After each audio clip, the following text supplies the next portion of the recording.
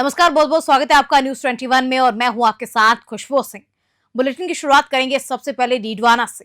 डीडवाना जिले के खुनखुना थाना क्षेत्र के बगबरिया ग्राम में एक विवाहित की होद में पानी निकालते समय पैर फिसलकर होद में गिर जाने से मौत हो जाने का मामला सामने आया है। जानकारी अनुसार विवाहिता सुनीता पत्नी ओम प्रकाश उम्र 21 वर्ष अपने घर में हौद से पानी निकाल रही थी। इसी दौरान अचानक फिसलने की वजह से विवाहिता सीधे हौद में गिर गई। गिरने की वजह से उसकी मौत हो गई। घटना की जानकारी पुलिस भी मौके पर पहुंची एवं सारे घटनाक्रम की जानकारी लेकर अपनी आगे की कार्यवाही करते हुए विवाह के 7 वर्ष पूर्ण नहीं होने की वजह से मेडिकल बोर्ड से शव का पोस्टमार्टम कराया गया। लिखित रिपोर्ट के आधार पर पुलिस ने आगे की कार्यवाही शुरू कर दी है। डीडवाना से मोहम्मद साकिर की रिपोर्ट। जालौर जिले के अंतर्गत बिशनगढ़ में विश्वकर्मा होम डेकोरेशन प्रतिष्ठान के मालिक डायाराम पुत्र हेमाराम सुधार की सड़क हादसे में मौत हो गई है। देर रात सड़क पर अचानक आए आवारा पशु के कारण मोटरसाइकिल का संतुलन बिगड़ गया और डायाराम को सिर पर गंभीर चोट आई, जिसे प्राइवेट एम्बुलेंस से सामुदायिक स्वास्थ्य केंद्र जालोर ट्रॉमा सेंटर ले जाया गया, जहां पर डॉक्टरों ने उसे मृत घोषित कर दिया। पुलिस थाना बिशनगढ़ ने नारायण लाल चौधरी मौके पर जाकर मौका रिपोर्ट बनाकर मृतक डायाराम के शव का पोस्टमार्टम कर अंतिम संस्कार के लिए शव परिजनों को सुपुर्द कर दिया गया। जालोर से ब्यूरो रिपोर्ट। डीडवाना जिला मुख्यालय के मेगा हाईवे पर स्थित राजकीय खेल स्टेडियम में जिला स्तरीय न्यायिक कर्मचारी क्रिकेट 2 दिवसीय प्रतियोगिता का शुभारंभ हुआ। प्रतियोगिता में डीडवाना, मकराना, मेड़ता व नागौर की टीम प्रतिभागी कर रही है। राजस्थान न्यायिक कर्मचारी संघ जिला स्तरीय क्रिकेट प्रतियोगिता के शुभारंभ के अवसर पर मुख्य अतिथि के तौर पर अरुण कुमार बेरीवाल जिला एवं सेशन न्यायाधीश मेड़ता न्याय क्षेत्र रहे।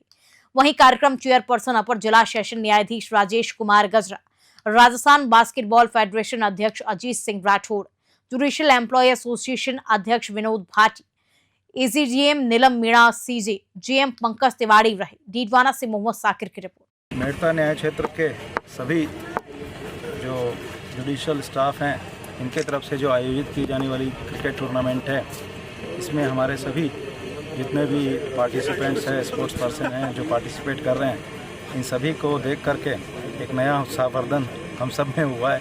हमें सभी को ये लगता है कि ऐसी प्रतिस्पर्धाएं जब जब आयोजित की जाती है तो इससे एक तो स्वास्थ्य अपने आप में सभी का अच्छा रहता है, मानसिक रूप से भी स्वस्थता बढ़ती है और हमारा जो इंटेलेक्चुअल ग्रोथ होता है बौद्धिक स्तर पर, वो अपने आप में एक नए आयाम को छूता है। और ये प्रतिक्रियाएं जो मिलती है हमको इन प्रोग्रामों को देखने के बाद में, वो ऐसी मिलती है जो स्फूर्ति से भरी होती है। और हमें हमेशा ऐसा लगता है कि ऐसे प्रोग्राम समय समय पर सभी जन सहयोग से और अन्य तरह से जो भामाशाहों के सहयोग से किए जाते रहते हैं। ये किए जाते रहने चाहिए। हमारे तरफ से, न्यायपालिका की तरफ से लोकल जितना सपोर्ट की रिक्वायरमेंट है, हमारे एडीएम साहब की तरफ से या अपने एडिशनल एसपी साहब की तरफ से ये हमेशा बना रहता है। आज किसी कारणवश अपने एडीएम साहब भले नहीं आ पाए, लेकिन हमारे कार्यक्रम में किसी भी तरह से किसी भी कमी कभी महसूस नहीं होने दी जाती है और एडीएम साहब आ करके उसको भी पूरा करते हैं। तो ये एक बहुत अच्छा सहयोग का क्रम है जो बना रहना चाहिए और ऐसी प्रतियोगिताएं आयोजित करते रहना चाहिए, जिससे कि जो युवा वर्ग है उनके मन में एक संदेश जाए कि ऐसी प्रतियोगिताएं उनके लिए एक मौका है और जिसमें वो पार्टिसिपेट करके आगे बढ़ने की जो चाह रखते हैं वो अपने लक्ष्य को प्राप्त करने के लिए अग्रसर हो सकते हैं। तो ये प्रतिक्रियाएँ अच्छी लगती है। ये क्रियाएँ देखने से स्पोर्ट्स की कोई भी हो, चाहे वो अपन क्रिकेट देखने आते हैं, बास्केटबॉल देखने आते हैं, टेनिस हो, क्रिकेट हो, कोई भी हो, इन सभी के अंदर एक कॉमन फीचर ये है कि जो स्पिरिट है स्पोर्ट्समैनशिप की, वो हमेशा बनी रहती है और वो जिंदा रहती है, और जिसका रहना हमारे लिए अति आवश्यक है। तो बस मैं यही कहना चाहूँगा कि आप सब अभी इसमें लगे रहें और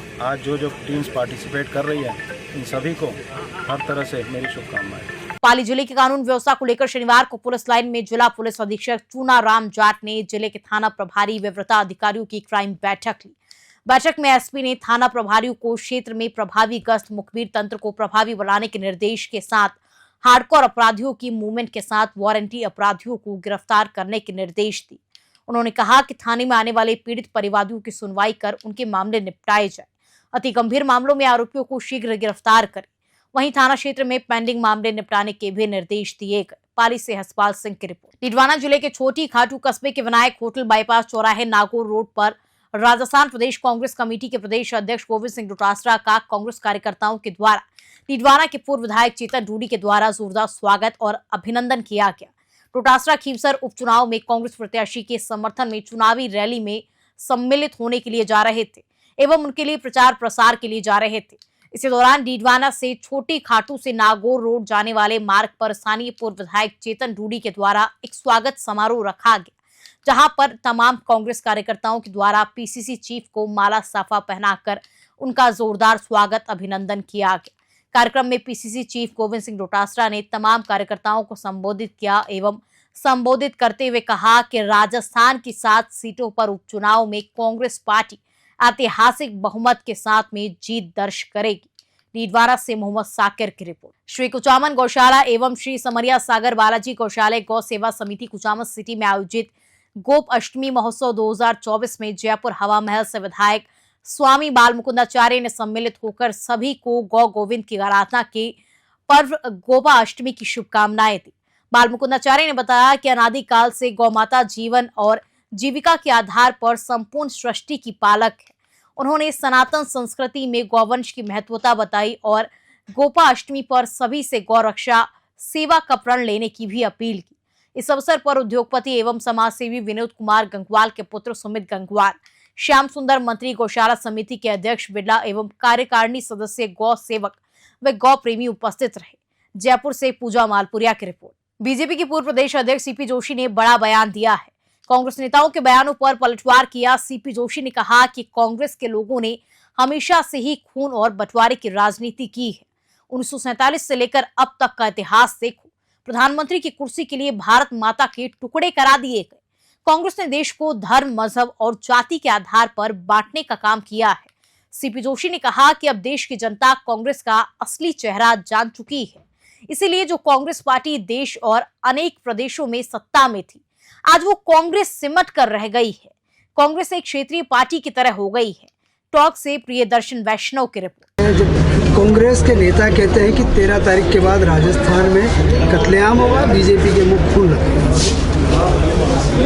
देखिए, कांग्रेस के लोगों ने हमेशा से खून की राजनीति की, बंटवारे की राजनीति की, बांटने की राजनीति की।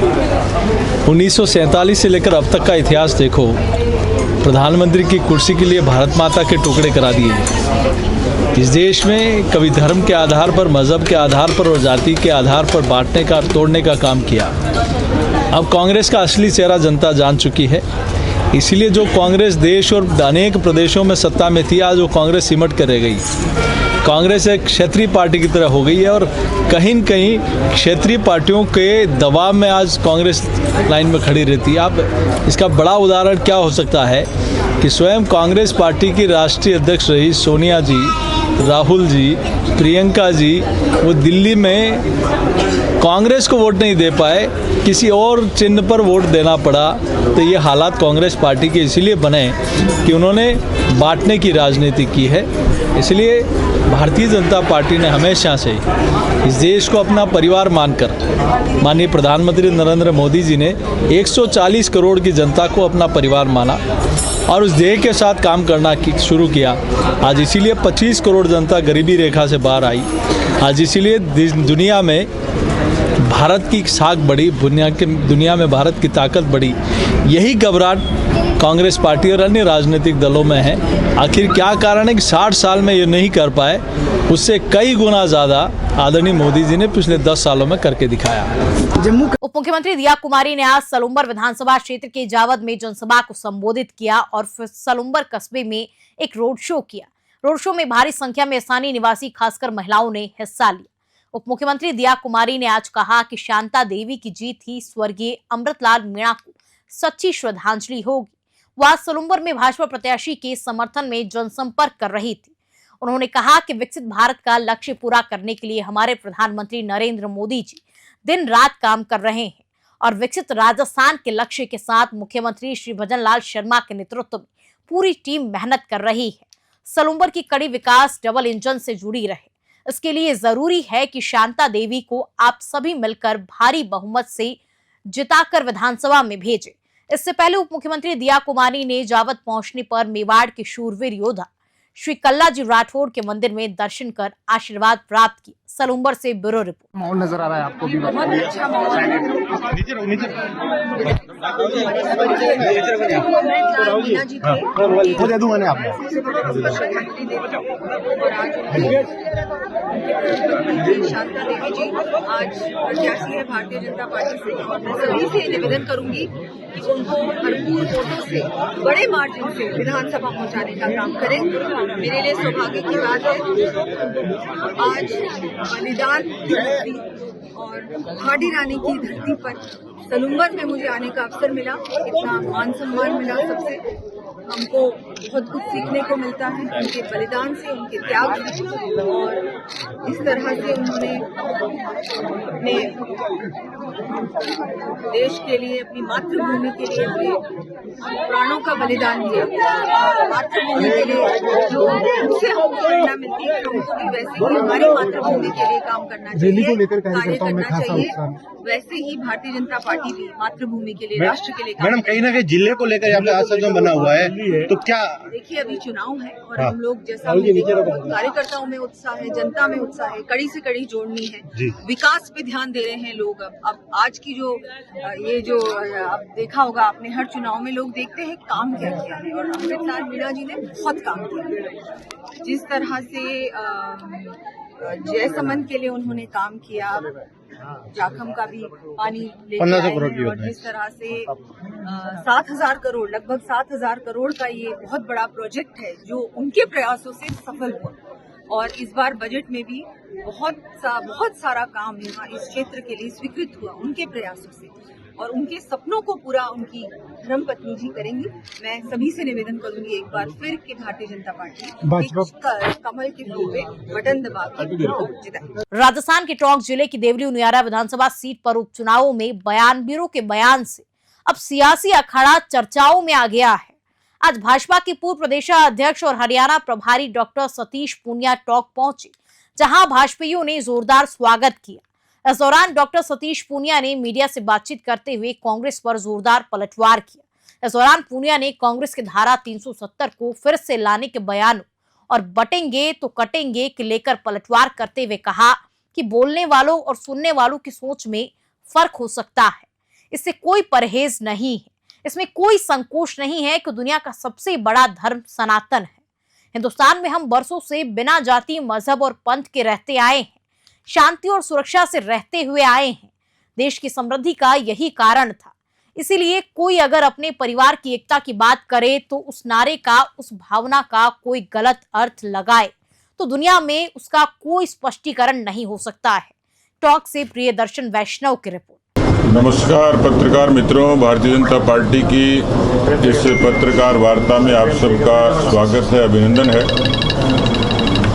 आज मैं उपचुनाव प्रचार के लिए देवरी उनियारा के प्रवास पर हूँ पार्टी के निर्देश पर, और पिछले 4-5 दिन से अलग अलग स्थानों पर झुंझुनू, खींवसर, रामगढ़, इसके अलावा भी पार्टी के नेटवर्क से जो सूचनाएं मिलती हैं उन सब के मद्देनज़र जो चुनाव क्योंकि परवान पर है, जानकारी जो मिलती है उसके आधार पर मैं कह सकता हूं कि भारतीय जनता पार्टी इन उपचुनाव में शानदार जीत दर्ज करेगी और अधिकांश सीटों पर हम सब लोग इस पर जीतेंगे। उसके कुछ तार्किक आधार हैं। मैं दूसरी पार्टियों से जब तुलना करता हूं तो हमारा संगठन और पार्टियों के मुकाबले धरातल पर और ज़्यादा मजबूत हुआ है। चुनाव के प्रबंधन के नाते भारतीय जनता पार्टी केवल देश नहीं दुनिया में भी उसके प्रबंधन के तौर तरीके और दलों से अलग हैं। हमने उसको मजबूत किया है। इसी तर्ज पर पार्टी का जो चुनाव अभियान है उसमें कुछ विशेषताएं लिए हुए होती है और उसको हम लोगों ने बहुत संजीदगी से, बहुत व्यवस्थित तरीके से उस कैंपेन को चलाया है। पूरे प्रदेश भर के सभी प्रमुख नेता अलग अलग विधानसभा क्षेत्रों में जिम्मेवारी के तौर पर भी और प्रचार के तौर पर भी अलग अलग लोग अपना समय पार्टी के लिए निवेश कर रहे हैं। और उससे पार्टी के कार्यकर्ताओं में और जनता में एक उत्साह का वातावरण बना है। रणनीतिक तौर पर भी भारतीय जनता पार्टी दूसरे दलों से कहीं आगे है। कुल मिलाकर मैं कह सकता हूं कि हालांकि हमारे पास पिछले चुनाव में मात्र एक सलूम्बर की सीट थी, इसलिए कोई कह तो सकता है कि बीजेपी के पास खोने के लिए कुछ नहीं, पाने के लिए बहुत कुछ है। मैं इस बात से भी इत्तेफाक रखता हूं, लेकिन कुल मिलाकर मेरे पास जो इनपुट है, कार्यकर्ताओं की चर्चा, जनता का निष्कर्ष, उनका जनमानस, ये इंगित करता है कि इन उपचुनाव में हम अच्छी जीत दर्ज करेंगे। मित्रों, दुनिया का सबसे बड़ा लोकतंत्र है और इस लोकतंत्र में विचारों का बड़ा महत्व है। भारत की जनता ने, राजस्थान की जनता ने अनेक अवसरों पर नेशनल एजेंडे पे वोट किया है। भले ही उपचुनाव हो, सरकार की सेहत पर कोई फर्क नहीं पड़े, लेकिन फिर भी ये चुनाव जीतने के लिए हम लोग संकल्पित हैं और केवल सरकार में विधायकों की संख्या इजाफा हो इसलिए नहीं, हमारे विचार को ताकत मिले। हम किस तरीके से ये काम करते हुए प्रधानमंत्री के तौर पर नरेंद्र मोदी जी के हाथ और ज़्यादा मजबूत करें, पार्टी के विचार को और ज़्यादा मजबूत कैसे करें, तो स्वाभाविक तौर पर चुनावी राजनीति में जीत इस बात का प्रमाण भी होती है, संकेत भी होती है और एक ताकत भी होती है। और इसलिए हम अपनी तरफ से कोई कमी नहीं रखना चाहते। हम पूरी ताकत और तैयारी के साथ ये चुनाव लड़ रहे हैं। आज पूरे दिन भर का पार्टी के निर्देश पर हमारे बहुत वरिष्ठ नेता दामोदर अग्रवाल जी, जो सांसद भी हैं, बहुत लंबे अरसे से इस क्षेत्र में रहकर और यहाँ की पूरी गतिविधियों का संचालन कर रहे हैं। इसी तर्ज पर बहुत सारे लोग, हमारे जिलाध्यक्ष जी से लेकर पार्टी के तमाम पदाधिकारियों तक, सब लोगों ने इस चुनाव को प्रतिष्ठा का प्रश्न बनाकर यहाँ पर अपनी तैयारी करी है। तो मुझे पूरा भरोसा है कि मैं, जो जानकारी मुझे मिली है, देवली उनियारा की सीट हम एक अच्छे अंतर से जीतेंगे। राजस्थान के मुख्यमंत्री भजनलाल शर्मा ने आज नागौर जिले की कुचेरा में आयोजित एक चुनावी जनसभा को संबोधित किया। इस सभा में उन्होंने खीवसर विधानसभा सीट से भारतीय जनता पार्टी के प्रत्याशी रेवत राम डागा के समर्थन में वोट मांगे।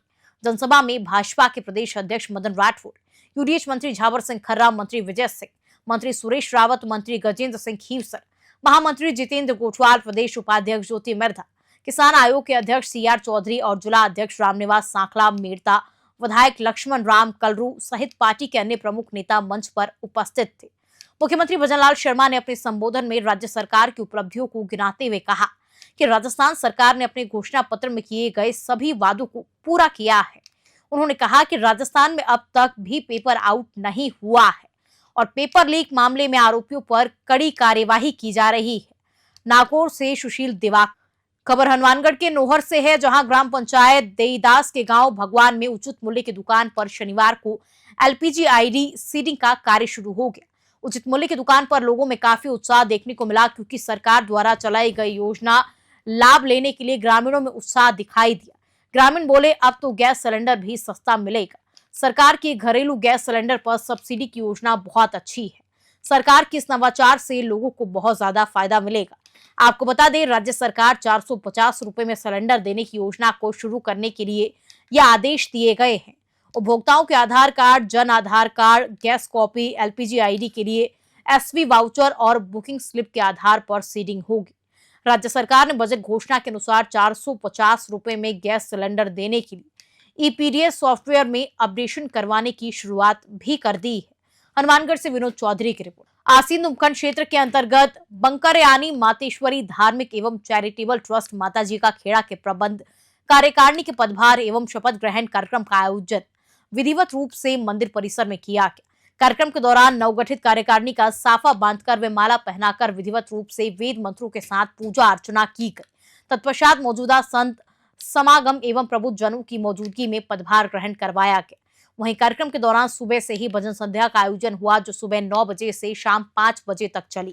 मंदिर ट्रस्ट कमेटी की तरफ से आए हुए अतिथियों का भी स्वागत अभिनंदन किया गया। नवगठित कार्यकारिणी में अध्यक्ष पद पर धर्मचंद्र गुजर, उपाध्यक्ष पद पर पन्ना लाल गुजर, कोषाध्यक्ष देवलाल गुजर एवं मंत्री पद पर नाथूलाल सहित कार्यकारिणी के सदस्यों को पदभार ग्रहण करवाया गया। आसीन से परमवीर सिंह कटार की रिपोर्ट। खबर हनुमानगढ़ के संगरिया से है, जहां ग्राम पंचायत चक्र हीरा सिंह वाला में रात्रि चौपाल आयोजित किया गया, जिसमें जिला कलेक्टर कान्हा राम ने कहा कि खेल का नशा ही अन्य नशों से दूर रख सकता है, इसीलिए युवाओं को नशे से बचाने के लिए आधिकारिक खेलों का आयोजन करना होगा। जिला प्रशासन खेल मैदानों के विकास के लिए प्रतिबद्धता से कार्य कर रहा है। इसी के तहत नशा मुक्त मानस अभियान में 11 नवंबर से प्रत्येक गांव में खेल गतिविधियों की शुरुआत की जा रही है। जिला कलेक्टर कान्हा राम ने चौपाल में जनसुनवाई करते हुए परिवेदनाओं का नियमानुसार शीघ्र निस्तारण कराने के लिए आश्वस्त किया। उन्होंने कहा कि चक्र हीरा सिंह वाला में कम और सामान्य परिवेदनाएं ही आना बताता है कि यहाँ के लोग शांति प्रिय हैं। रात्रि चौपाल में जिला कलेक्टर ने नशा रोकथाम के लिए शपथ दिलाई। हनुमानगढ़ से विनोद चौधरी की रिपोर्ट। भरतपुर सांसद संजना जाटव ने अलवर के रामगढ़ से कांग्रेस प्रत्याशी आर्यन जुबेर के समर्थन में आज झोली फैलाकर वोट मांगे। सांसद जाटव ने विधानसभा क्षेत्र के अनेक गांव जातपुर, लालपुरी, बामबोली, चौराटी, अहमदपुर में आमजन के मध्य पहुंचकर आर्यन जुबेर के पक्ष में 13 नवंबर को अधिक से अधिक मतदान कर और करवाने के लिए आग्रह किया। साथ ही सभी गणमान्यों और महिलाओं को विश्वास दिलाया कि जिस प्रकार मरहूम जुबेर खान विधानसभा क्षेत्र रामगढ़ में ऐतिहासिक विकास कार्य, उसी प्रकार आर्यन भी विकास कार्य में कोई कमी नहीं आने देंगे। अलवर से ब्यूरो चीफ प्रदीप गोयल की रिपोर्ट।